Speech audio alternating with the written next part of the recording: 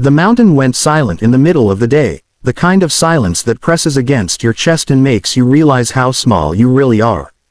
Snow fell gently under a pale blue sky, beautiful and terrifying at the same time, as I stood there with my strict boss, stranded miles away from help, the road erased by white.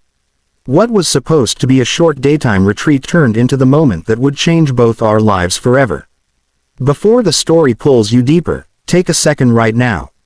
If you believe in kindness, second chances, and unexpected human connection, please like this video, share it with someone who needs hope, leave a comment, and subscribe to our channel Midnight Tales. Your support keeps stories like this alive. My name is Armin Hale, and until that day, I believed I had my boss completely figured out. Soraya Whitlock was known across our company as cold, precise, and unbreakable. She ran meetings like military drills and measured people by performance alone. When she chose me to accompany her on a daytime inspection trip to a remote mountain lodge our company had recently acquired, I thought it was another test I could never quite pass. The drive up the mountain was long but bright, sunlight reflecting off endless snowbanks, the sky so clear it felt unreal. Then, without warning, the weather shifted. A sudden storm rolled in, heavy and fast, swallowing the road and forcing us to abandon the car near a ranger station that looked closed for the season. By early afternoon, it became clear no one was coming. The phone signal vanished, and the snow kept falling, soft but relentless. We found refuge in a small wooden cabin nearby, clearly meant for emergencies. Inside, it was clean but bare, with one heater, a small table, and a single narrow bed pushed against the wall. The daylight streamed through the window, reflecting off the snow outside, making everything inside glow with a strange calm that didn't match the fear in my chest. The cold crept in faster than expected. Despite our heavy coats, the temperature dropped, and the heater struggled. That was when the tension between us finally cracked. Soraya, the woman who never hesitated in boardrooms, looked around the cabin with quiet realism.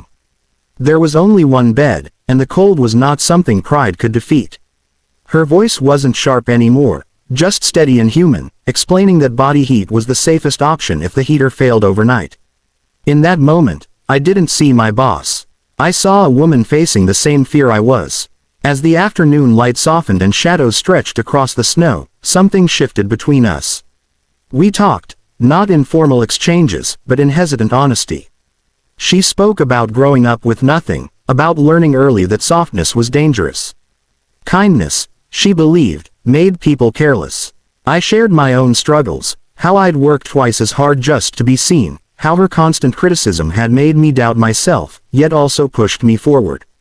The mountain seemed to listen, the daylight holding us in a quiet pause, as if giving us permission to be real.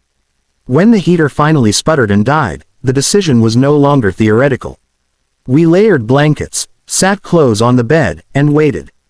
There was no romance in the moment, only survival and an unexpected sense of trust.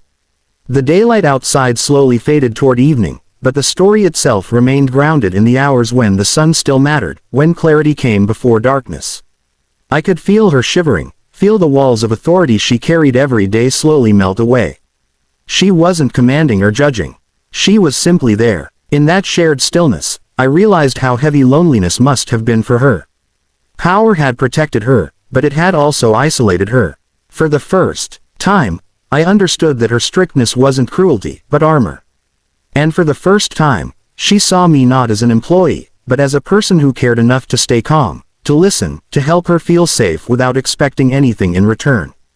By the time rescue arrived the next morning, the storm had cleared, revealing a bright, stunning mountain bathed in sunlight once again.